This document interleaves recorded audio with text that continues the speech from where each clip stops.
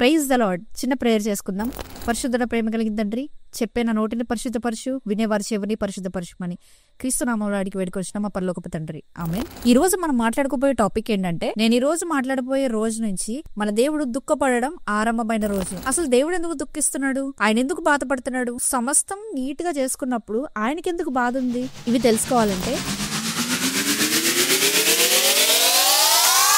ఇలా బైబిల్లో ఉన్న ఇంట్రెస్టింగ్ టాపిక్స్ గురించి ప్రతిరోజు ఒక వీడియో ద్వారా నేను ముందుకు తీసుకురావడానికి ట్రై చేస్తున్నాను. మీ దగ్గర నుంచి కావాల్సిన సపోర్ట్ ఏంటి అంటే, వీడియోని ఎండ్ వరకు చూడండి.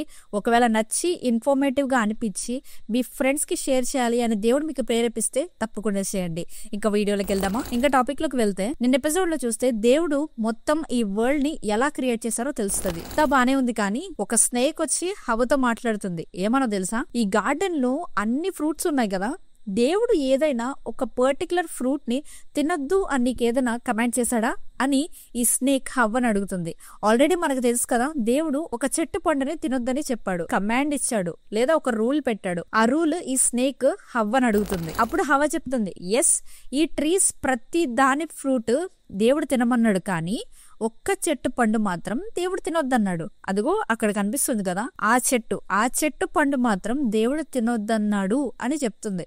ఇప్పుడు స్నేక్ ఏమని మాట్లాడుతుందంటే, మీరు ఆ పండు తింటే చచ్చిపోరు, మీరు బ్రతికే ఉంటారు, ఆ పండు తిన్నప్పటి నుండి మీరు దేవుళ్ళ మారుతారు అని చెప్పేసి ఈ హవ్వకి స్నేక్ చెప్పడం జరుగుతుంది. ఇది విన్న తర్వాత ఈ హవ్వ ఏం మాత్రం ఆలస్యం చేయకుండా ఫ్రూట్ దగ్గరకు వెళ్లి ఆ ఫ్రూట్ ని కోసుకొని తన తినడం స్టార్ట్ చేస్తుంది. తాను తిన్నదే కాకుండా ఆదంకి పట్టుకెళ్ళిస్తే ఆదం కూడా తింటాడు. ఒక సెకండ్ లో మొత్తం అయిపోయింది. ఇంకా ఆ రోజు నుంచి మొదలుకొని దేవుడు మన వల్ల బాధపడడం స్టార్ట్ అయింది. ఇంకా అయిపోలేదు, బట్ ఎండింగ్ వచ్చేసాం. సో ఇప్పుడు దేవుడు ఆ గార్డెన్ లోకి వచ్చి ఆదమ్మని పిలుస్తున్నాడు. ఆదమ్మ, నువ్వు ఎక్కడున్నావు అని పిలుస్తున్నప్పుడు ఆదం ఒక చిన్న జవాబు ఇవ్వడం జరుగుతుంది. ఏంటి ఆ జవాబు అంటే, నేను నేక్డ్ గా ఉన్నాను. ఎప్పుడైతే ఆ ఫలం తిన్నారో వాళ్ళకి అర్థమైంది, వాళ్ళు బట్టలు వేసుకోలేదు, వాళ్ళు నేక్డ్ గా ఉన్నారు అని చెప్పి.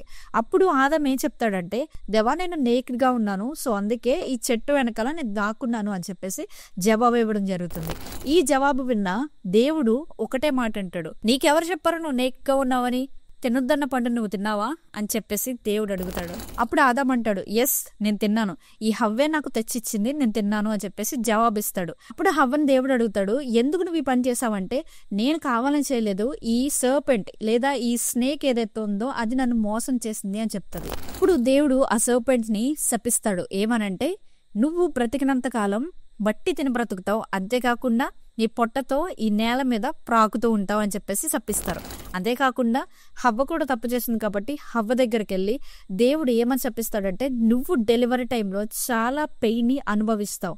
అండ్ అంతేకాకుండా ఆదాం దగ్గరికి వెళ్ళి, నువ్వు ఎప్పుడైతే నేను తినొద్దన్న పండుని తిన్నావో నిశ్చయంగా నువ్వు చచ్చావు, కాబట్టి నువ్వు బ్రతికినంత కాలం ఈ లోకం అంటే ఈ ఎర్త్ ఏదైతే ఉందో ఈ ఎర్త్ మీద నువ్వు పండించుకొని ఆ పంట మాత్రమే తింటావు. నువ్వు చాలా కష్టంగా పండించుకుంటావు, నీ కష్టానికే నీకు ఆహారం దొరుకుతుంది అని చెప్పేసి ఈ ముగ్గురిని దేవుడు శపించడం జరుగుతుంది. ఇది ఇంకా డీటెయిల్ గా కావాలంటే మీరు ఆదికాండం 2వ అధ్యాయం చదివితే కంప్లీట్ గా తెలుస్తుంది. సో అలా వారిని శపించిన తర్వాత దేవుడు తానే ఆ ఏదెన్ తోట నుండి వెళ్ళగొట్టడం జరిగింది. చూసారా, ఒక్క తప్పు ఈ మొత్తం ప్రపంచాన్నే మార్చేసింది. నెక్స్ట్ ఎపిసోడ్ లో ఈ వరల్డ్ లో జరిగిన ఫస్ట్ మర్డర్ గురించి తెలుసుకుందాం. వెల్, ఐ హోప్ ఈ వీడియో మీకు అర్థమైంది అనుకుంటున్నాను. ఇక్కడ వరకు చూసారు కాబట్టి మీకు ఒక చిన్న క్వశ్చన్, హవ్వని మోసం చేసింది ఎవరు? కామెంట్ సెక్షన్ లో కామెంట్ చేయండి ఇఫ్ మీకు ఆన్సర్ తెలిస్తే. నెక్స్ట్ ఎపిసోడ్ లో కలుసుకుందాం.